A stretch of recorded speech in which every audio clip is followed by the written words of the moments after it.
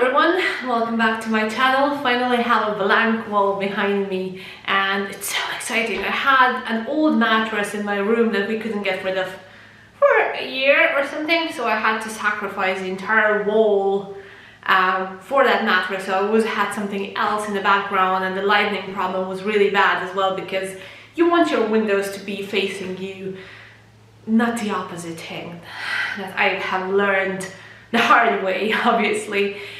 So yeah, my hair is purple as well, purplish. There's still some like pink spots, but I love that on purpose. Like, I was thinking that this is going to be lighter, but it is what it is, doesn't matter. And today's topic will be what our parents taught us wrong about life. And obviously I'm not gonna go rough on it, because God knows what we're gonna teach our kids that's gonna be completely not useful in the real life. I grew up in Croatia, which was like, well, at the time when I was born, it wasn't even Croatia, it was called Yugoslavia, and it was a communist country. And after that, in 1991, we got our independence, if I'm right. we headed off to our independence anyway, and but we're still mentally a very post-communist country. And I'm gonna tell you the way that we have been raised. I think a lot of post-communist countries can identify with this. I don't know what the Western world though. Democracy. I'm not gonna talk politics, it's stupid. I'm gonna just talk about dogmas and the things that our parents kind of taught us when we were growing up. What is the most important thing? Like in Croatia, obviously the education was the most important thing. Like, you had to have a degree. And I remember when I was a kid, like, my mother never allowed me to do any cleaning or any housework, or like, even when I got close to the kitchen, she would just hush me away. And she would be saying to me, oh, you're gonna be rich and you're gonna have a servant and you won't have to do any of these things. Which was hilarious. How many people, you know, have servants at home 24/7 to, I don't know, fold their laundry or to... But the way she was thinking, it was, I had a tough life, I had to learn how to cook. Like, my mom had to learn how to cook when she was like, I don't know, 10 years old, and to wash the laundry by hand. There was no machines then, no dishwashers, no laundry machines, no dryers, nothing. So you had to do everything by hand. Even when my mom was really tiny, the iron was like this metal piece, this iron piece, where you would put the embers in, and then you would have to be very careful not to burn the clothes as well. So time, like, life then was very rough. And at least my parents had, my mom had a well in the garden, so they didn't have to go all the way to the river to get the water and things like that. Some of the families and the parents had to. Just bear in mind, I was born in the 80s, so maybe these things are not going to be relevant to the parents of someone that was born in the 90s. And my mom and my dad, they kind of had me pretty late as well. Like, my mom was 36 years old when she had me. So my parents were kind of a bit older generation, though I still think my parents were very, very in front of a lot of people. They were very evolved, and they were very liberal to many things, you know. I mean, they had me, so you can assume that they weren't really strict with protocols or the clothes and stuff like that. You know, they would be like, if someone would complain about me to them, they would be like, leave her alone, because like, we're fine with it.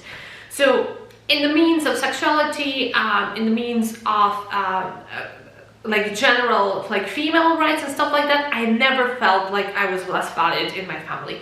But I know a lot of girls in Croatia didn't feel the same way. But there was this very important dogma that I had, and that was the importance of education. And if you educate yourself enough, someone will notice you, and then your life will be fine. And you won't have to do all the little things that you wouldn't have to do the things that like the working class people would have to do, and which is ridiculous, you know. Like, all the skills are valuable, and that is the one thing that generation of our parents forgot. For example, like, you never know what's going to be happening in the world. Like, my parents obviously didn't know that the economic situation in Croatia is going to be so bad that both me and my brother are going to have to leave the country. And of course, like, it's great to come to another country with a diploma, but it doesn't guarantee you that you will get a job in that area. So it's handy enough to grow a set of skills. And I'm looking at my brother and me. Our parents didn't allow us to grow skills, and also my partner, like, his mom never allowed him to do any physical work, and these skills are very valuable. And like, our parents, like, the generation of our parents behaved as if those skills are shameful to have. So we can see around us a lot of kids, a lot of, you know, families sending their kids off to the college, off to university. There's absolutely nothing wrong with that if that is their kids' passion. But the ordinary jobs have been put aside, and you have seen the pandemics, these ordinary jobs are the ones that had to stay the essential jobs. You know, like the retail workers, the people that are going to get your rubbish away, and, you know, the people that are going to produce your food.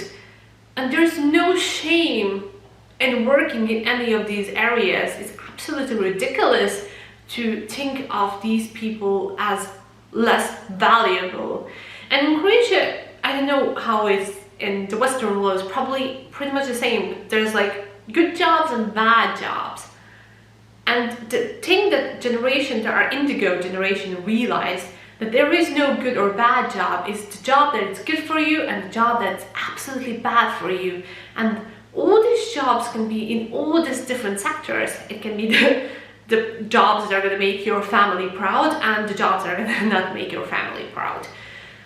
But the mental health and the mental state, there's a huge emphasis on that now. In the time of our parents, there was no talk or little talk about mental health. There was these people that, you know, weren't mentally well, and they were bringing shames to their family, or they would just end up in an institution, like completely clinically insane.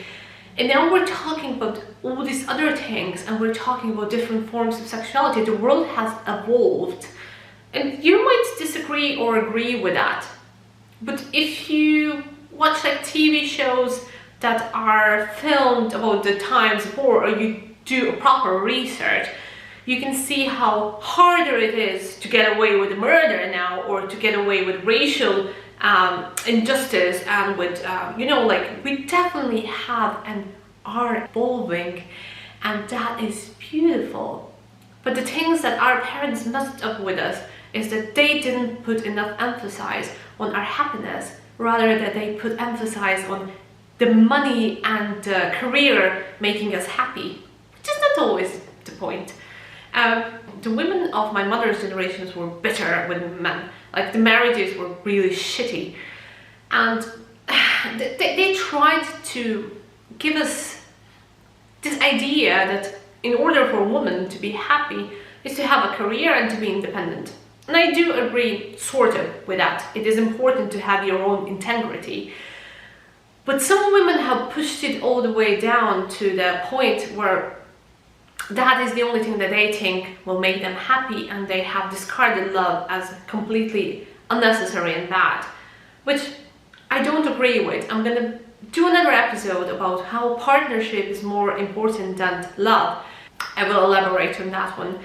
But putting emphasis on the career and money, so if you're a doctor, you will be happy. If you're a lawyer, you will be happy. If you work in a big company, you should be happy. And still, when I'm talking with my dad and I'm talking about my business moves and the things I'm doing, he always kind of values things that are connected to companies and to, if it's something that is done by my hand, if it's my personal project, he doesn't put that much faith in it as if I was working for someone big.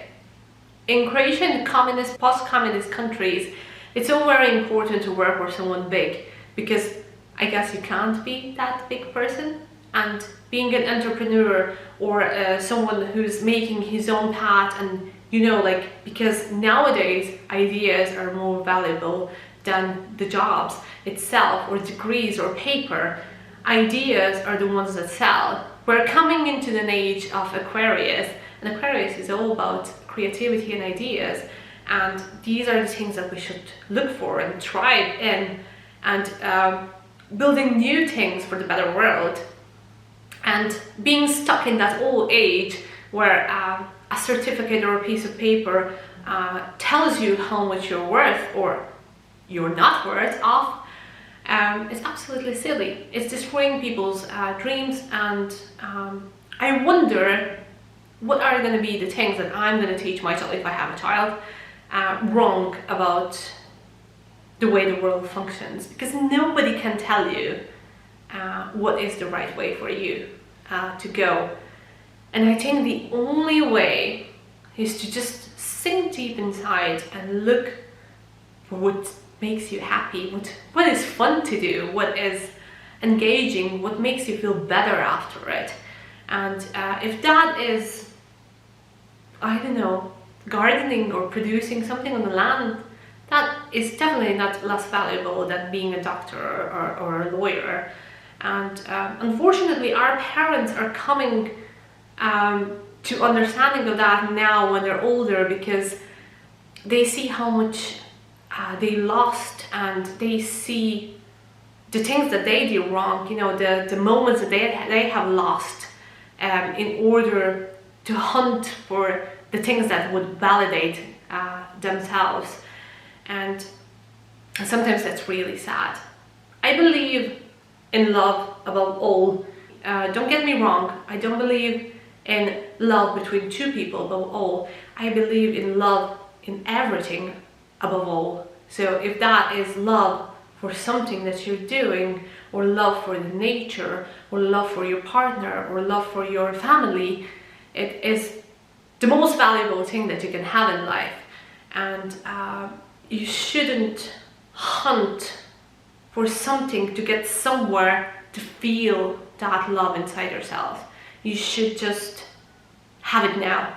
Have it now. You don't need a piece of paper. You don't need a certificate. You don't need the validation of your family or whoever. You only just need that feeling inside of you, and just to hunt for whatever feels good, whatever that is.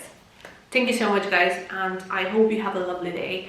And tell me what you think. What are the dogmas and the things that you have learned from your family that you would clearly like to just drop into the rubbish, because it belongs in the end, and the things that you have proven them wrong. And I am really curious for that. Thank you so much, and I'll see you. I need a one, but I'll see you soon. Bye.